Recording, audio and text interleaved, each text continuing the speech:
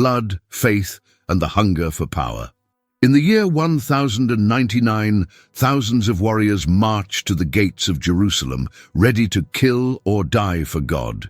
Picture this, an army of men from across Europe, their armor gleaming in the desert sun, their hearts filled with religious fervor, standing before the ancient walls of the Holy City. But what really drove Europe to launch the First Crusade? And what happened when these Crusaders finally reached the Holy City? Brace yourself for a tale of fanaticism, betrayal, and utter carnage. You see, the story begins in the 11th century, when the mighty Byzantine Empire faced a grave threat. The Seljuk Turks were closing in on Constantinople, the crown jewel of Eastern Christianity. In desperation, the Byzantine Emperor Alexios I sent letters to the West, pleading for help. Little did he know that his call for aid would unleash a chain of events that would reshape the medieval world. Enter Pope Urban II, a man who saw an opportunity where others saw crisis. In a masterful stroke of political and religious leadership, he transformed a request for military assistance into a holy mission. Standing before a crowd at Clermont in France, he delivered a speech that would echo through the centuries. His words ignited a fire in the hearts of nobles and peasants alike. Jerusalem, the city where Jesus walked, had to be reclaimed from Muslim rule. But what began as a religious calling quickly spiraled into an unstoppable wave of violence. Knights who had spent their lives fighting each other suddenly found a common purpose. Peasants sold everything they owned to join what they believed was God's own army. The cry of "God wills it" rang through the streets of Europe.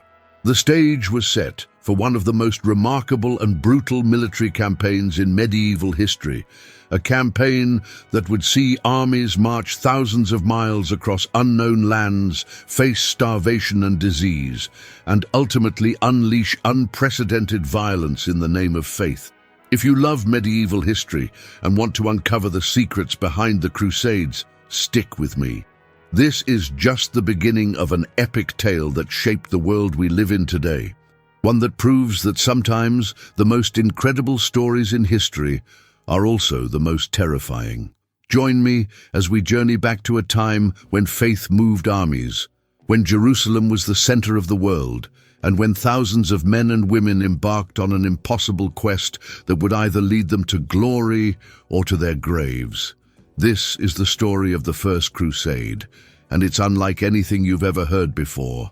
Before the knights in shining armor and noble warriors, there came the common folk. This is the tragic tale of what historians call the People's Crusade, and it's a story that many prefer to forget. Picture this: spring of 1096. A charismatic preacher named Peter the Hermit, wild-eyed and barefoot, travels from town to town across Europe. His passionate speeches about liberating Jerusalem ignite something primal in the hearts of peasants, craftsmen, and the poor. These weren't trained soldiers, they were ordinary people, armed with little more than farming tools and an unshakable faith. What followed was nothing short of a disaster. Nearly 20,000 people, men, women, and even children, sold everything they owned and began the long march toward Jerusalem. They had no military training, no proper supplies, and no real understanding of the distance or dangers that lay ahead. But they had something perhaps more dangerous: absolute conviction. As they moved through Europe, their religious fervor turned to violence. In cities along the Rhine River, these self-proclaimed soldiers of God committed horrific atrocities against Jewish communities. Entire neighborhoods were burned, families were massacred, and centuries-old communities were destroyed. This wasn't the holy mission they claimed. It was mob violence at its worst. But here's where the story takes an even darker turn. When these poorly equipped crusaders finally reached Turkish territory, reality hit hard. The disciplined Seljuk armies didn't see holy warriors. They saw an untrained rabble. Near Nicaea, the Turkish forces surrounded the Crusader camp. What followed wasn't a battle, it was a slaughter. Thousands were killed and thousands more were sold into slavery. Peter the Hermit, who had led them to this fate, had conveniently left before the massacre. And now, let me tell you something truly disturbing that most history books won't mention. Among these early crusaders, a terrifying belief began to spread. Some became convinced that consuming the flesh of their enemies would grant them strength and courage. Medieval chronicles speak of macabre feasts where crusaders allegedly cooked and ate the bodies of fallen Turks. While these accounts might be exaggerated, they reveal the extreme psychological state of these people, who had transformed from peaceful peasants into desperate fanatics. The People's Crusade was more than just a military disaster. It was a warning of what was to come. It showed how religious enthusiasm, when mixed with desperation and ignorance, could turn ordinary people into monsters. And yet, this was just the beginning. The real Crusader armies were still gathering in Europe, and they would soon march east, learning nothing from this terrible prelude. The next time someone romanticizes the Crusades, remember this. Before the famous battles and sieges, there was this dark chapter, a tragedy of common people led to their doom by blind faith and false promises. It's a reminder that sometimes the most dangerous weapon isn't a sword or a spear. It's unwavering belief without wisdom to guide it. After the disaster of the People's Crusade, the real players stepped onto history's stage. These weren't peasants with pitchforks. These were hardened warriors, led by some of Europe's most ambitious nobles. And in the year 1097, they would face their first major test, the Battle of Dorylaeum. Let me introduce you to two of the most fascinating characters in this drama. First, there's Godfrey of Bouillon, a deeply religious man who sold his entire estate to fund his crusading army. They say he was so strong he could slice a man in half with a single sword stroke, from head to groin, straight through the armor. Then we have Bohemond of Taranto, a Norman warrior prince with a reputation for cunning. Unlike Godfrey's religious devotion, Bohemond had his eyes set on carving out his own kingdom in the east. The Crusader army was massive, around 40,000 strong, with knights in gleaming armor and trained infantry. But the Seljuk Turks had a nasty surprise waiting for them. You see, the Crusaders made a terrible mistake. They split their forces. As one group made camp near Dorylaeum, in the scorching heat of July, the Turks struck. Imagine this. Dawn breaks, and suddenly the air fills with arrows. Thousands of Turkish horse archers appear like ghosts from the morning mist. They use hit-and-run tactics that the European knights had never seen before. The heavily armored Crusaders, cooking their breakfast and caring for their horses, were caught completely off guard. Their armor, so effective in European warfare, became a deadly trap in the baking Turkish sun. The Crusaders were on the verge of total defeat. Women and children in the camp began receiving last rites. But then, Bohemond proved why he was considered one of the greatest commanders of his age. He managed to send messengers to the other half of the Crusader army, led by Godfrey, while holding his ground against endless waves of Turkish arrows. What happened next was extraordinary.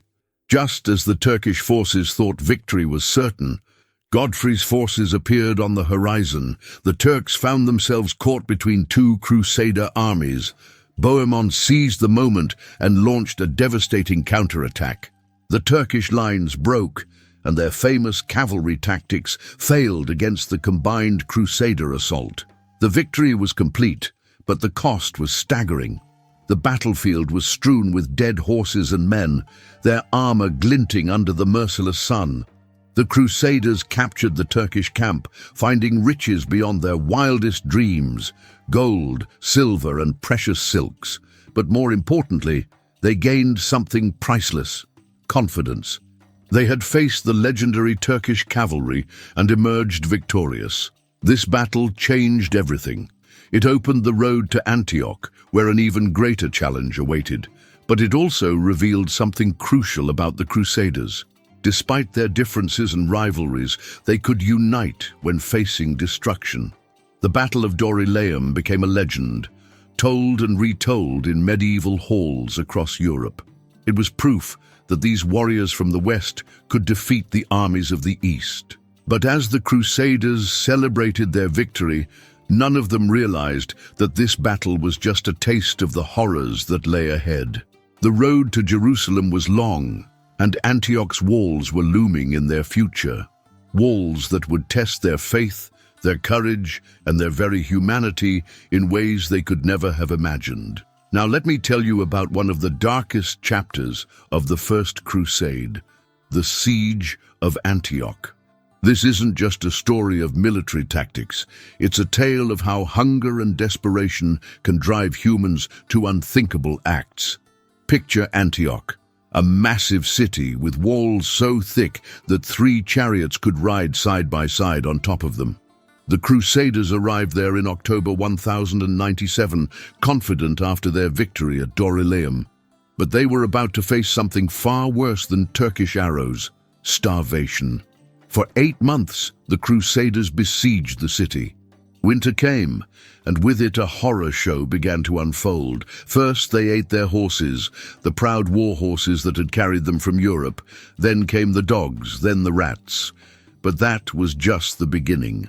What happened next is something medieval chronicles speak of in horrified whispers. In their desperation, some Crusaders turned to the unthinkable. They began to eat the bodies of dead Turks found outside the walls. There are accounts of soldiers cooking human flesh in secret away from the camp. One chronicler wrote, "In the darkness of night, men who once feasted in noble halls now crept between tents, seeking sustenance from the fallen." But here's where the story takes an incredible turn. Just when it seemed all hope was lost, a Norman soldier named Bohemond discovered a secret way into the city. On the night of June 2nd, 1098, the Crusaders finally entered Antioch. The celebration was short-lived, though. 3 days later, a massive Muslim army led by Kaboga of Mosul arrived, and suddenly the hunters became the hunted. Now trapped inside Antioch, with food supplies even scarcer than before, morale hit rock bottom. That's when something extraordinary happened. A poor monk named Peter Bartholomew came forward with an astonishing claim. Saint Andrew had appeared to him in visions, revealing the location of the Holy Lance, the very spear that had pierced Christ's side at the crucifixion. Most leaders were skeptical, but desperation makes people believe strange things. They dug in the spot Peter indicated inside the Church of St. Peter, and incredibly, they found an ancient spear. Whether it was authentic or not didn't matter. The effect on the Crusader army was electric. Inspired by what they believed was a divine sign, the starving Crusaders burst out of Antioch's gates on June 28th. Against all odds, they routed Kaboga's much larger army. The Muslims fled in panic, leaving behind their camp, their supplies, and their weapons. The Crusaders went from the brink of cannibalism to a miraculous victory in a matter of days. Some historians later suggested the lance was planted, a desperate ploy to boost morale. Peter Bartholomew would later undergo a trial by fire to prove the lance's authenticity. He died from his burns. But the impact of that mysterious spear cannot be denied. It transformed an army of desperate, starving men into warriors who believed God himself fought at their side. The Siege of Antioch shows us how thin the line is between civilization and savagery, and how faith, whether in God or in a rusty spear, can sometimes make the impossible possible. It's a reminder that history isn't just about dates and battles. It's about human beings pushed to their absolute limits, capable of both unspeakable horrors and incredible feats of courage. After 3 years of marching, fighting, and suffering, the Crusaders finally caught their first glimpse of Jerusalem in June 1099. The holy city rose before them like a mirage in the desert heat, its golden walls shimmering under the scorching sun. But what happened next would shock even the most hardened warriors of medieval times. Picture this: roughly 15,000 Crusaders, their armor scratched and dented from years of battle, their eyes wild with religious fervor, surrounding the holiest city in Christendom. Many fell to their knees weeping at the sight, others kissed the ground.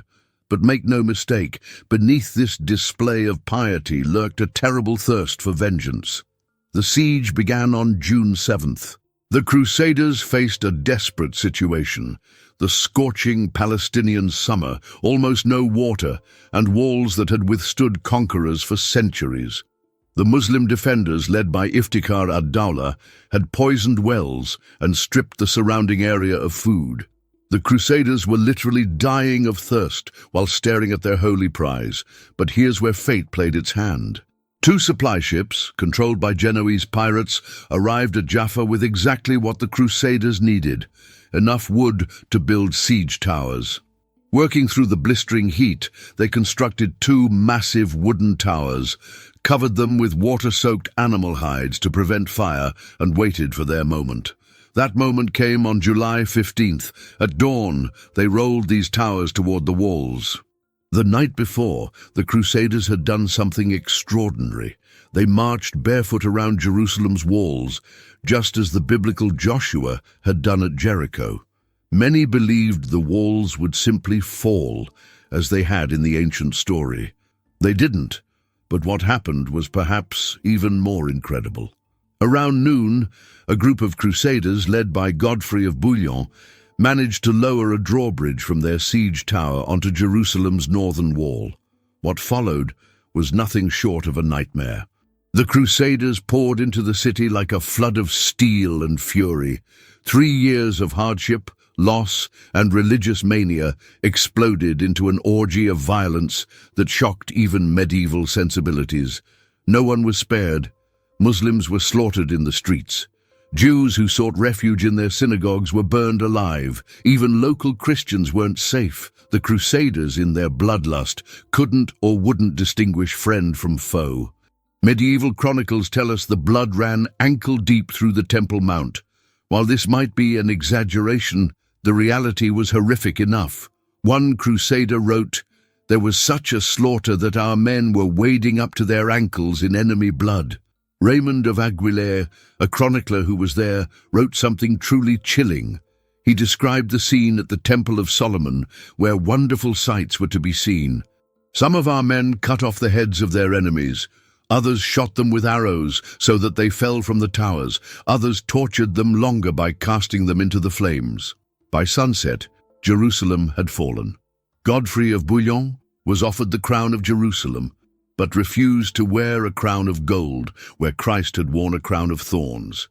Instead, he took the humble title, Defender of the Holy Sepulchre. The Kingdom of Jerusalem was born, baptized in blood and violence. The First Crusade had achieved its impossible goal. Jerusalem was in Christian hands. But at what cost? The massacre would be remembered for centuries, poisoning relations between Christians and Muslims. The Crusaders believed they had won a great victory for God, but they had also created a legacy of hatred and vengeance that would spark countless more wars. As the sun set on that bloody July day, Jerusalem was quiet, except for the prayers of thanks rising from the Church of the Holy Sepulchre. The Crusaders had their victory, but they had also shown that in the name of God, men could commit acts that would make the devil himself shudder. The holy city was Christian again, but its stones were stained with a darkness that no amount of prayer could ever wash away. Now let me tell you the part of the story that rarely makes it into the history books. Behind all the talk of divine glory and holy mission, the First Crusade was a mess of personal ambitions, betrayal, and shocking cultural transformations that would make Pope Urban roll in his grave. Let's start with the leaders themselves. Remember Bohemond of Taranto, the brilliant commander from the Battle of Dorylaeum. Well, after helping capture Antioch, he simply decided to keep it for himself. He didn't care about Jerusalem. He wanted his own kingdom, and he got it. This was exactly what the Byzantine Emperor Alexios had feared. Western warriors carving up his former territories like a Christmas turkey. Then there's Raymond of Toulouse, probably the wealthiest of all the Crusader lords. This man had enough money to fund a small army, but he was so notoriously stingy that his own men sometimes went hungry while he hoarded gold. During the siege of Antioch, He actually tried to negotiate secretly with the Muslims to get a better deal for himself. So much for holy war, right? But here's where it gets really interesting. After Jerusalem was captured, something unexpected happened. Many of these European knights who had marched thousands of miles to fight the Muslims started living like them. They began wearing flowing robes instead of heavy armor, enjoyed Middle Eastern cuisine, and some even set up harems. Imagine that. Crusaders who came to fight the Muslim way of life ended up embracing it. The church back in Rome was horrified. Reports started coming in about Crusader lords who had gone native. They were speaking Arabic, enjoying Turkish baths, and even treating Muslims with respect. A scandal. Some knights even converted to Islam, finding it more suitable to their new lifestyle in the East. One chronicler wrote in disgust about Christian nobles who preferred the company of Muslim physicians and scholars to their own priests. And let's talk about what happened to all that loot they captured. You'd think it would go to the church or to building defenses, right? Wrong. Most of it ended up in private hands. The treasury of the Al-Aqsa Mosque alone contained enough gold to set up several noble families for life. Some Crusaders became so wealthy they didn't even recognize themselves anymore. The Kingdom of Jerusalem itself became something totally different from what its founders intended. Instead of a pure Christian state, it turned into a mixed society where French was spoken in the courts, Arabic in the markets, and Greek in the churches. The Crusaders who stayed quickly learned that surviving in the Holy Land meant dealing with Muslims as neighbors and business partners, not just enemies. Here's a detail that'll blow your mind. Some Crusader lords actually formed alliances with Muslim rulers against other Christians. Baldwin III, King of Jerusalem, once fought alongside Muslim troops to defeat a rival Christian prince.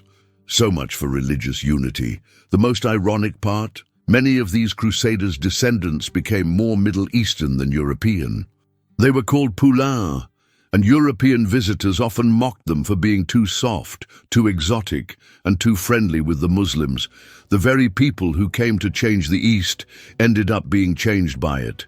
So next time someone tells you the Crusades were all about faith and glory, remember this. Behind the shining armor and holy banners, there were real people with real ambitions. Some came for God, sure, but many stayed for gold. Some came to fight Muslims, but ended up living like them. And in the end, the Holy Land changed the Crusaders far more than the Crusaders changed the Holy Land. This is the real legacy of the First Crusade. Not just a tale of religious warfare, but a complex story of human nature, where greed, adaptation, and the seduction of a different culture played just as big a role as faith ever did. After all, history isn't just about what people claimed they were fighting for. It's about what they actually did once they won. So, what was the First Crusade, really? After diving deep into this blood-soaked chapter of history, we can see it wasn't just a holy war. It was a mirror reflecting the very essence of human nature in all its glory and horror. Think about it. In just 3 years, we witnessed the highest and lowest points of human capability. We saw incredible courage, like the starving defenders at Antioch who refused to surrender. We saw remarkable military achievements, like the seemingly impossible capture of Jerusalem. We watched as faith moved mountains and inspired ordinary people to do extraordinary things. But we also saw humanity at its absolute worst. The massacre of Jewish communities along the Rhine, the desperate acts of cannibalism during sieges, the slaughter of innocents in Jerusalem, all done in the name of God, all justified by faith. The same force that inspired such bravery also unleashed unimaginable brutality. The cost of this holy war was staggering. Tens of thousands died, Crusaders, Muslims, Jews, and innocent civilians caught in the crossfire. Entire communities were wiped out. Ancient cities were reduced to rubble. The Crusaders won Jerusalem, yes, but they also planted seeds of hatred that would grow for centuries to come. perhaps the most fascinating part is how this great religious endeavor transformed into something entirely different. Those who survived and stayed in the Holy Land didn't create the pure Christian kingdom they had dreamed of. Instead, they built something more complex. A hybrid civilization where East met West, where former enemies learned to live together, and where the lines between Crusader and infidel began to blur. The First Crusade teaches us something profound about ourselves. When we strip away the shining armor and religious rhetoric, we find raw human nature exposed. The good, the bad, and everything in between. It shows us how thin the line is between civilization and savagery, between faith and fanaticism, between glory and shame. So was it worth it? Was the capture of Jerusalem worth the rivers of blood spilled to take it? That's something each of us must decide for ourselves. But remember this, while the Crusaders claimed victory, their success was short-lived. Within less than a century, Jerusalem would fall again, sparking more crusades, more bloodshed, more tragedy. The First Crusade stands as a warning from history, a reminder that when we let any cause, no matter how noble, justify absolute brutality, we risk losing our humanity in the process. Yes, the Crusaders took Jerusalem, but at what cost to their souls? We often say history is written by the winners, but sometimes the real truth isn't in who won or lost. It's in the small details, the personal stories, the moments of both triumph and tragedy that show us who we really are as human beings. The First Crusade wasn't just about taking a city. It was about the eternal struggle between our highest ideals and our darkest impulses. If you've enjoyed this journey through one of history's most dramatic chapters, make sure to like this video and subscribe to the Medieval Archives. There are so many more stories to tell, so many more lessons to learn from our medieval past. Until next time, remember, in studying history, we're not just learning about who we were, we're understanding who we are. Thank you for watching, and feel free to share your thoughts in the comments below. Do you think the First Crusade was justified? Would you have answered the Pope's call? Let's keep this historical conversation going. After all, the best way to understand our present is to deeply examine our past.